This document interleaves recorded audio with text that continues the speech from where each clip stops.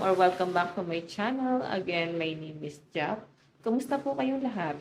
Okay, so yun guys, maraming salamat po sa walang sawang pagsubaybay sa ating mga reading. And kung ikaw ay bago pa lang sa ating channel, mag-subscribe na po kayo.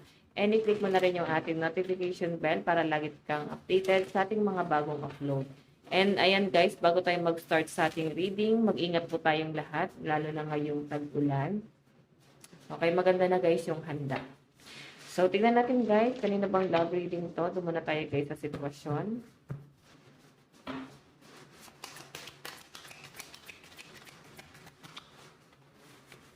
Meron tayong 10 of Wands. Parang may naglayas dito. Pwedeng katrabaho mo tong taong to.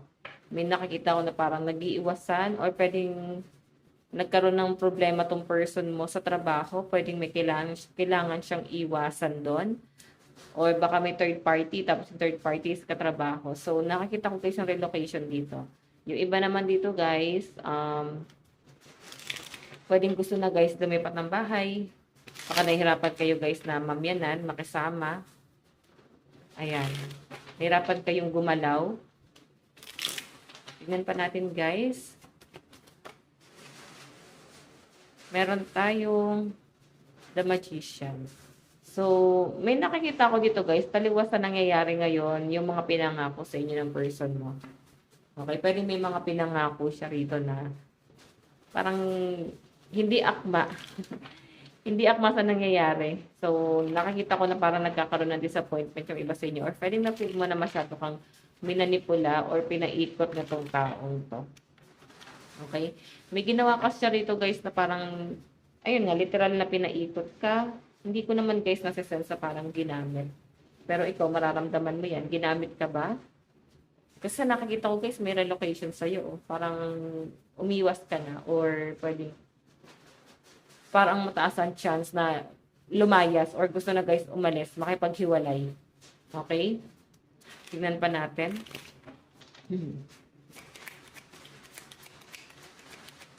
Parang hindi na guys healthy.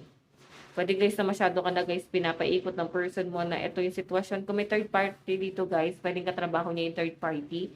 Then syempre ikaw para maging kampante at seryoso talaga siya sa sinasabi niya, kailangan meron siyang gawin na ikakapanatag ng loob mo. Pero yun nga guys, masyado ka pa rin pinapaikot, kinokontrol ka pa rin itong taong to. Kahit na masyadong komplikado yung sitwasyon niya, hindi niya nga guys magawa na umalis, no? So, itatry ka pa rin guys na paikutin itong taong to. Meron tayong King of Cups. May nakakita ako rito guys na ito parang ano na to eh. Wala na to, no? Wala ka nang patutunguhan pa dito sa taong to. The Tower na siya. Ending na yan. So, meron ka pang ibang makikilala sa King of Cups. Someone na pure yung intention and someone na mahal ka. Yan ang nakikita ko sa kanya.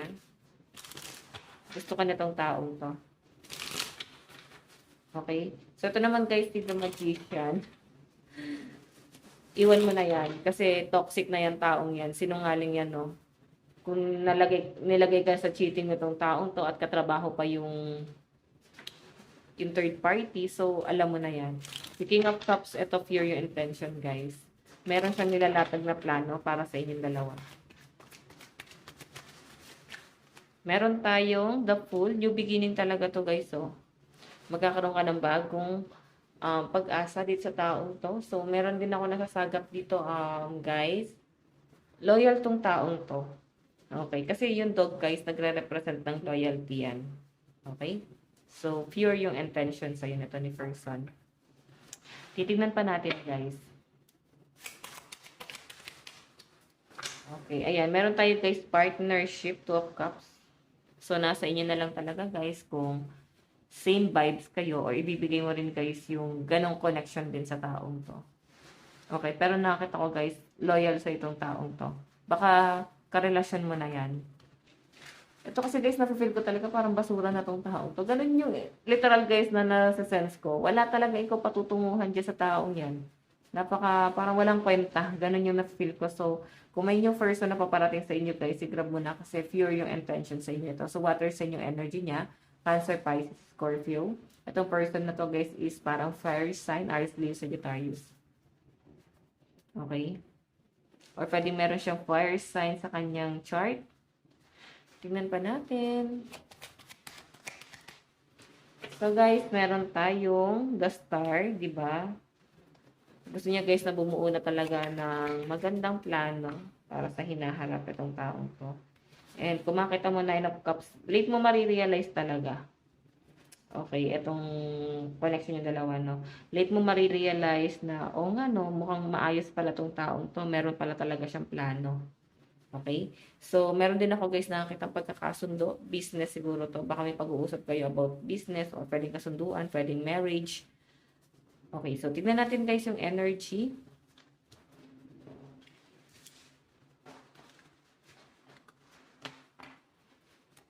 Tignan natin yung energy. Ito guys yung nararamdaman ng person mo sa'yo. I think ito guys yung new person. Okay, new person to. Pero titignan natin, ha? Yung kasi past person, wala na talaga guys.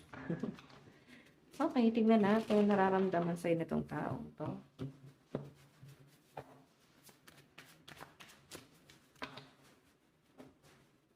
Okay. And ano naman yung nararamdaman mo kay person?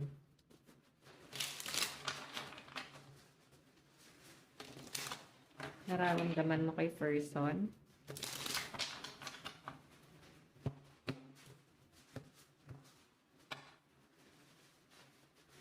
Okay. Tingnan natin. Ano yung nararamdaman ni person mo sa'yo ngayon?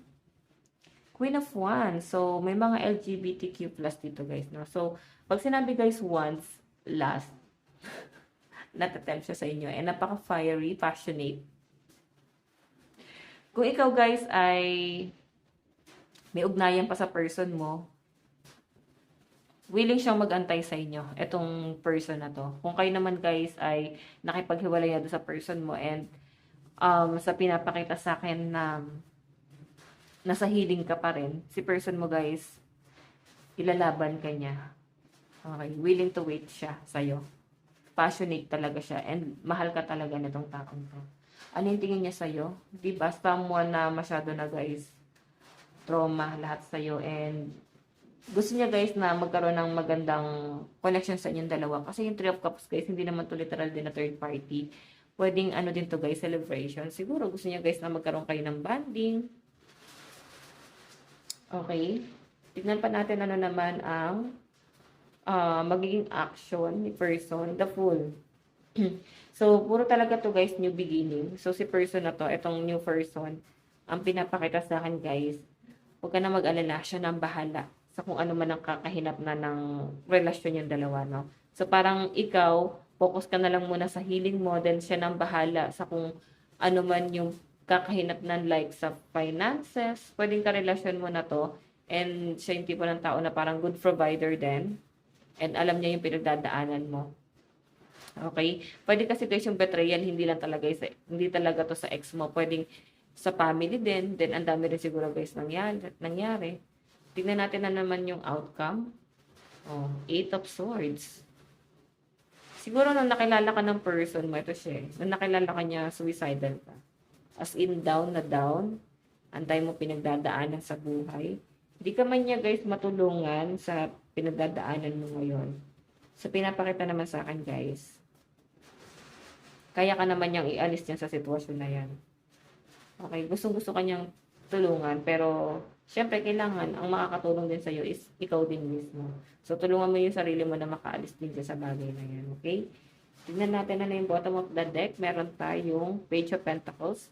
Tignan mo ha, malit pa lang din talaga yung plano niya. Hindi naman siya, guys, ganun ka big time or maayos ang finances. Pero itong tao to, guys, kaya kang panindigan.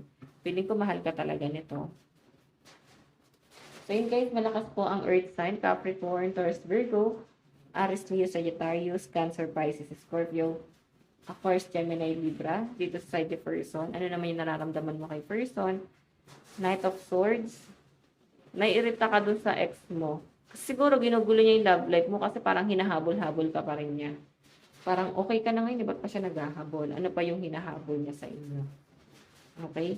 So, Ayan. Nakapokus ka sa past person din. Tignan natin guys, ano naman yung tingin mo kay person mo ngayon, the lovers, di ba? Ito yung new person. Tinitignan mo siya someone na napaka-passionate, napaka-gentleman. Kung babae ito guys, napaka-masikaso. And ramdam mo talaga guys yung pagmamahal na binibigay niya sa inyo as in passionate. Okay? Tignan naman natin guys, ano naman yung ano naman yung magiging action mo. The Tower. Naguguluhan ka. So, feeling ko magiging single ka rin. Baka iwan mo rin tong new person. Kasi nakakita ko sa inyo na hindi naman to dahil sa ex mo or kung kanino man. Feeling ko kasi dito guys, maguguluhan ka sa sitwasyon. Parang mas gusto mo na lang muna mapag-isa. Ang dami nangyayari. Okay? Or pwede guys na wala pa kayong label na tong taong to. Pero nakakita mo na talaga siya guys na someone na may potential. Like okay siya maging karelasyon. Pero kung makita mo that Tower, medyo distracted yung energy mo, pwedeng may gumulo talaga sa mga plano mo sa buhay. Okay, mas malinaw na nakikita ko na mas gusto mo na mapag-isa. Mas pipiliin mo yung sarili mo kahit na kanino man muna. Outcome. Meron tayo guys, Queen of Wands, kasi contemplation, madami nagkakagusto sa inyo guys eh.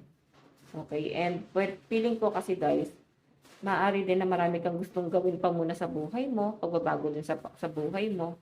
So, nakapokus ka doon. Bottom of the deck, meron tayong King of Pentacles, Eight of Wands, and Five of Wands. Naku, may gumugulo talaga sa isip mo. Feeling ko career mo din to, no? Meron kang travel, siguro nagkaroon ng conflict sa kontrata or sa career mo. Masyadong big deal sa iyo itong mga nangyayari na to. Okay, problema itong nakikita ko, guys. Okay, so guys, ayan, malakas pong energy ng Capricorn, Taurus, Virgo, Sagittarius, Aries, Leo, dito sa side mo.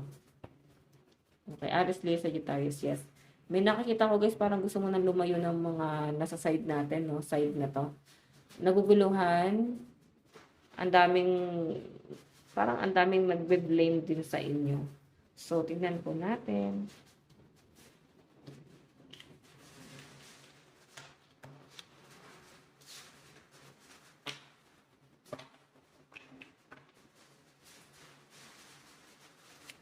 Okay. Saan na patungo yung relationship? Saan na patungo to, Spirit Guide?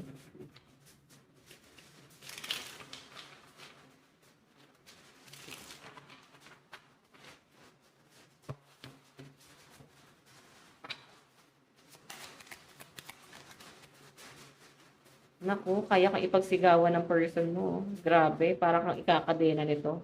Hindi ka na makakawala dito. Mahal na mahal ka nito.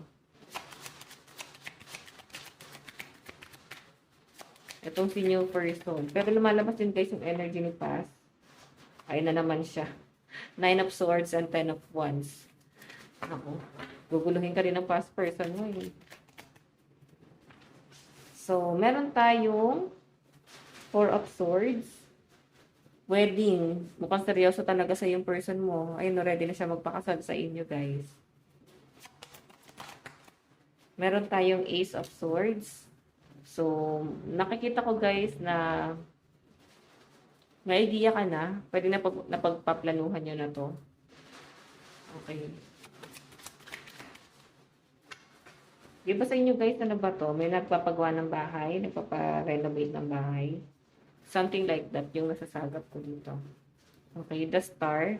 Mataas ang ambisyon ng iba rito eh. So, I think mas focus ka talaga sa ambisyon mo. Ito kasi si new person sa nakikita ko, guys. King of Cups, business-minded, no? Nafe-feel ko na napaka-strong ng personality ng tao niya. So, pwede kanyang matulungan pagdating sa stability. Kasi talagang, siya, guys, napaka-dedicated niya sa mga ginagawa niya. Plano sa buhay. Tignan natin ano naman yung love advice. Okay. Love advice.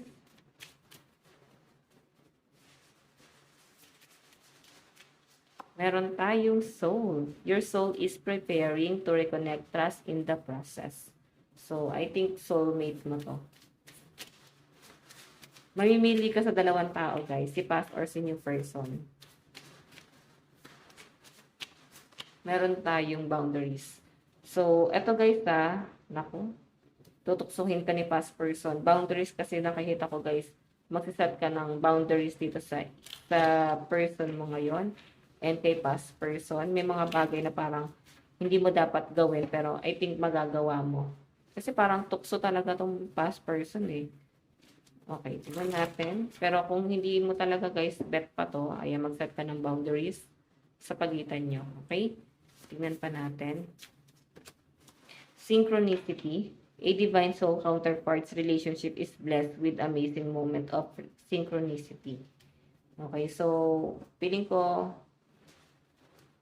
may pali-realize si past person. Pero guys, sabi ko sa inyo, mag-focus ka na lang. Kasi distraction talaga to. Parang back to basic ka na naman pagka ito si past person yung pipiliin mo. As in, mararamdaman mo yung struggle. Kung ano na feel mo talaga noon, ganun pa rin yung ipaparanas niya sa inyo guys. Kung ayaw mo na guys ng struggle, so kung mawala ka na dito, takasan mo na tong taong to. Okay, tignan natin. Ano yung mensahe sa inyo na tong taong to? Wait lang guys.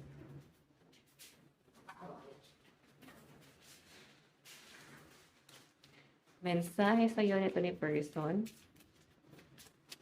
Meron tayong I miss you. Naghahalo yung energy. May nakakamiss sa'yo. Feeling ko si past person yung sumisingit sa sarili natin. Feeling ko titigasan mo yung loob mo dito. Okay. Mensahe naman sa inyo ni new person. Can you hear me whisper your name? So, minsan siguro guys, lutang ka. Ibig sabihin, wala ka sa wisyo. Wala ka sa focus. Then, parang itong person na to, napapansin niya na wala ka sa sarili. Pinakausap ka niya, pero parang hindi mo siya naririnig. Okay, energy ni new person. Message niya sa'yo. I miss you, but I don't have time right now. So, siguro kaya ganun na ini-entertain mo pa si past person kasi itong yung person is medyo hindi ka masyadong desidido kasi nga parang walang time sa inyo pero mahal ka nitong taong to. So I think siya din to nasasabi sa inyo ng I miss you. Wala lang talaga siyang time para sa inyo. Tignan pa natin. Meron tayong our paths will always reunite. Diba? May pinapangako siya sa inyo guys. So, kung matututo ka lang talaga magantay, sa nakakita ko, etong person na to, willing talaga siya na i-provide yung mga bagay na gusto mo. Okay, so ayan guys, ito lang po ang inyong daily love reading. Bukas po ulit. God bless and love you all. Bye-bye po.